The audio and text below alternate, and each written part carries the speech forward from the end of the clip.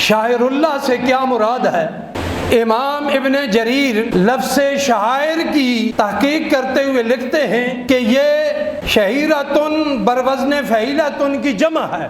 اس کا معنی ہے وہ علامت جس سے کسی چیز کی پہچان ہو سکے، یعنی جن چیزوں سے حق اور باطل کی شناخت ہو سکے ان کو شاعر اللہ کہتے ہیں۔ تو حضرات محترم، قرآن مجید کے اندر صفا اور مروہ کی پہاڑیاں قربانی کے جانوروں کو اللہ تعالیٰ کے نشان کہا گیا ہے، اللہ کی نشانیاں کہا گیا ہے، اور ان کی تعظیم و تکریم کا حکم دیا گیا۔ ان الصفا والمروہ من شعائر اللہ، صفا اور مروہ دو پہاڑیاں ہیں، بڑے پہاڑ پڑے ہوئے ہیں، دو پہاڑیاں ہیں، اس پہ حضرت ہاجرہ ادھر دوڑی تھیں تو وہ اللہ کی نشانی ہو گئی۔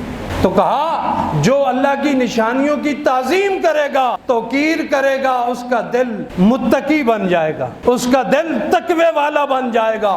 جب یہ چیزیں قربانی کے جانور اور صفا اور مروہ دو پہاڑیاں یہ شاعر اللہ میں سے ہیں، تو مدینہ طیبہ اور اس کی گلی کوچے جہاں پر تاجدار کائنات محمد الرسول اللہ صلی اللہ تعالی علیہ وسلم کا گزر ہوا، جہاں پہ قدمین مصطفیٰ لگے، جہاں پہ حضور کے نالین پاک لگے، وہ اللہ کی نشانیاں نہیں ہو سکتی؟